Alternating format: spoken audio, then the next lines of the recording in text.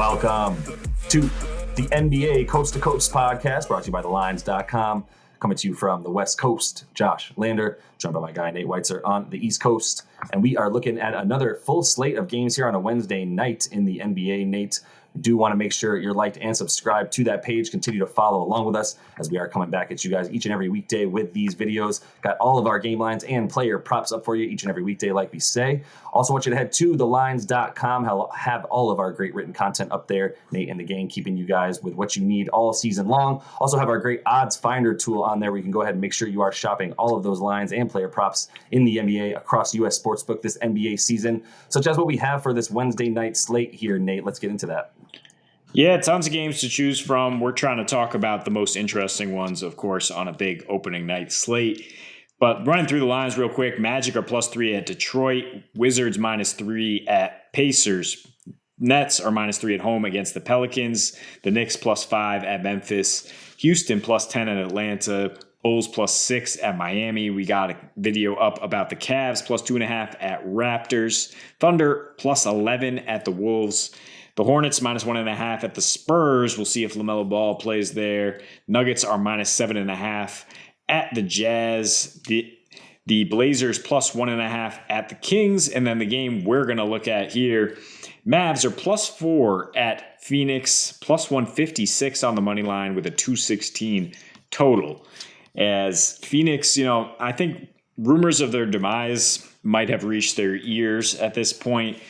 Obviously got embarrassed in Game 7 at home, lost by 33 to this Mavericks team. So there is certainly a narrative here for them to have circled this a long time ago. But I think more than that, it's just the noise that they're on the backslide, that they're no longer considered in that inner circle of title contenders after they had the greatest clutch regular season we've ever seen, and didn't necessarily lose any big pieces. I mean, Jay Crowder is disgruntled, but that's not a massive issue for them, and DeAndre Ayton's contract issue as well. But they still have the same talent is the point. And Dallas, I mean, sort of dealing with the same kind of disrespect in terms of people expecting them to slide.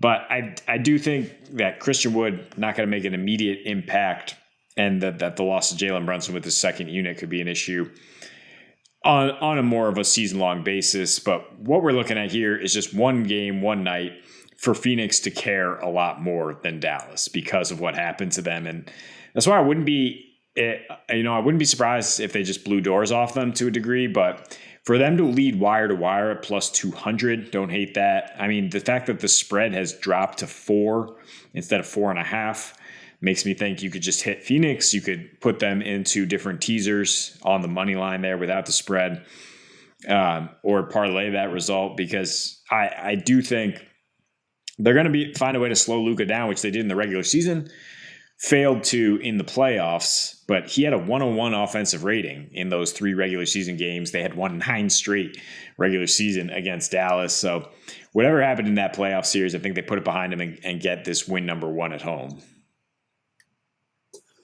Yeah, my first thought was I really wanted to talk about Dallas and talk them up because I think I'm a little bit of a bigger fan than maybe others of Christian Wood and what I think he can bring to the table. I do think the JaVale pick up is also very helpful, as they did not even have a center last year outside of Boban and I guess Davis Bertans, but then it was all Dwight Powell and Kleba playing center for this team. So that's not going to work all season long, and eventually you would think it wouldn't have worked in the playoffs against a guy like Ayton, but because it didn't work all season long last year when the Suns went 3-0 against the Mavs in the regular season, obviously before they met in those playoffs. So, I'm looking at this game to be similar in how all of those went, because all of them were very similar in how they went. All 3 of them were under 216 points, which is, 216.5 is what this sits at. The defensive ratings were pretty good. I mean, I would say, the Suns still had their way, and it really just was a matter of them kind of grinding down the Mavs to death the same way that they kind of just did with every team until they got to the fourth quarter